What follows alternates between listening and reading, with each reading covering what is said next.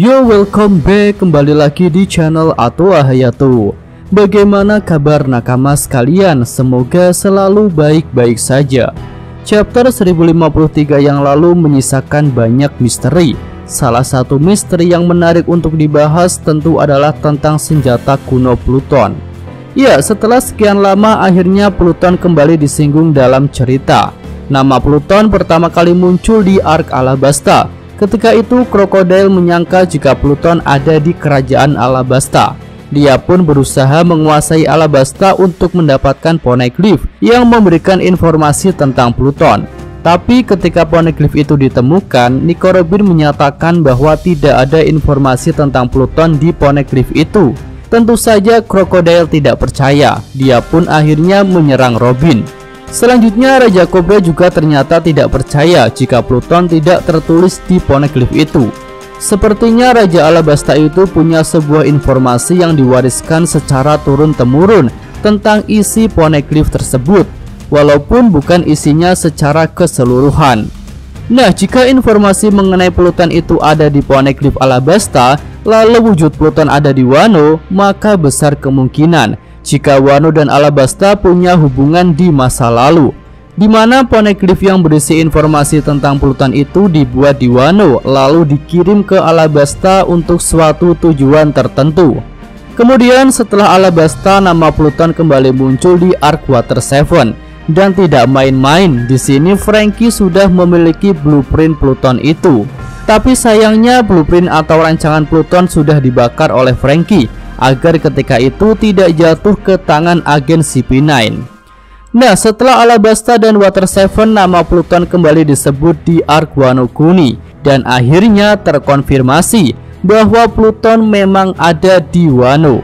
Tapi menurut Robin dari Poneglyph yang dia baca, saat ini Pluton sedang tertidur dan menanti untuk dibangkitkan. Iya, kata kuncinya di sini adalah dibangkitkan.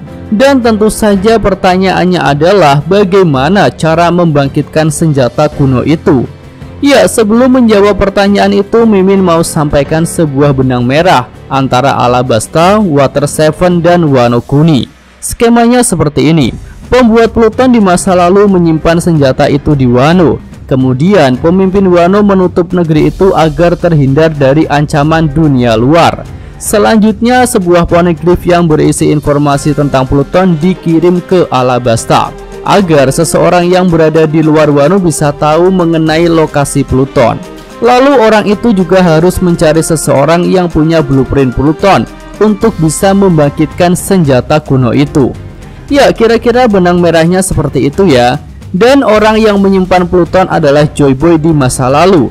Kemudian yang menutup Wano adalah klan Kozuki. Untuk orang yang dinanti tentu saja adalah Luffy sebagai Joy Boy masa depan. Kemudian orang yang punya blueprint itu di masa sekarang adalah Franky. Dan akhirnya semua sudah terkumpul saat ini di negeri Wano. Ya, selanjutnya mari kita jawab pertanyaan yang tadi. Bagaimana cara membangkitkan Pluton? Nah, menurut Mimin untuk membangkitkan Pluton ini diperlukan blueprintnya. Tapi bukankah blueprint itu sudah hancur? Ya, sejauh ini yang sudah diceritakan memang sudah dihancurkan. Tapi Mimin rasa masih ada yang lain lagi. Dugaan Mimin ini muncul setelah adanya fakta bahwa Robin masih menyembunyikan sesuatu dari bajak laut topi jerami, yaitu informasi mengenai Pluton. Sebelumnya Robin belum pernah mengatakan bahwa Pluton ada di Wano. Koreksi ya jika Mimin salah. Jadi karena hal itulah tak menutup kemungkinan jika Franky masih punya blueprint Pluton, tapi belum dia katakan saja. Dan hal itu mungkin karena Franky dan Robin sudah menjalin kesepakatan untuk tidak mengatakan apapun tentang Pluton sebelum lokasi keberadaannya terkonfirmasi. Lalu apakah Pluton harus dibuat dulu sehingga dibutuhkan blueprintnya? Ya, menurut Mimin memang seperti itu, tapi bukan dibuat dari awal. Ya, skemanya seperti ini. Yang disembunyikan di Wano itu bukanlah Pluton secara penuh, tetapi inti senjata Pluton yang punya daya hancur luar biasa, yang bahkan bisa menghancurkan sebuah negeri. Dan blueprint itu adalah rancangan untuk membentuk Pluton secara keseluruhan, yang nantinya akan digabungkan dengan senjata utama Pluton itu. Oh iya, selain kemungkinan bahwa Franky masih punya blueprint Pluton, ada kemungkinan lain juga bahwa blueprint Pluton itu memang sudah hancur. Tetapi skema rangkaian dan prinsip pembuatan Pluton sudah diaplikasikan kepada Sanigu. Dan senjata utama Pluton yang punya daya hancur luar biasa itu menggunakan prinsip yang sama dengan Gaun Ho-nya kapal Sanigu. Oke, sampai di sini kita sudah tahu tentang skema hubungan antara Alabasta, Water 7 dan Wano, dan juga cara membangkitkan Pluton serta alasan dibutuhkannya blueprint senjata kuno itu. Nah, selanjutnya adalah kapan Pluton bisa digunakan.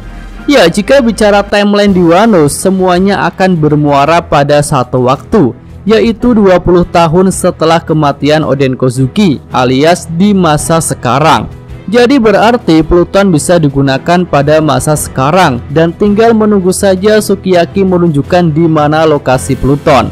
Lalu Robin akan memberitahukan hal itu kepada seluruh kru topi jerami dan Franky siap untuk membangun Pluton sambil ditemani oleh tukang kayu legendaris Bang Minatomo. Ya, Mimin rasa untuk menggunakan Pluton yang sudah dibangkitkan itu membutuhkan suatu hal yang mutlak harus dijalankan, yaitu membuka gerbang Wano Kuni. Ya, hal ini akan berkaitan dengan keputusan Momonosuke yang telah menunda pembukaan negeri Wano. Dan karena penundaan itu, Gorosei menyatakan tidak bisa menyerang Wano karena negeri itu masih menjadi benteng alam yang sangat kuat. Tapi seperti yang Mimin katakan tadi, jika mau membangkitkan dan menggunakan Pluton, Wano harus membuka perbatasannya. Hal itu memang menimbulkan resiko akan serangan dari pihak luar. Tapi tentu saja orang-orang yang mau menyerang Wano akan berpikir 1000 kali setelah melihat Pluton ada di hadapan mereka. Ya, rasanya memang sudah saatnya sih mendapatkan Pluton di Arc Wano ini. Dengan begitu, bajak laut topi jerami sudah mendapatkan 2 senjata kuno, yaitu Poseidon atau Putri Shirahoshi dan juga Pluton. Kemudian pada saga terakhir nanti saatnya untuk kemunculan senjata kuno yang terakhir, yaitu Uranus.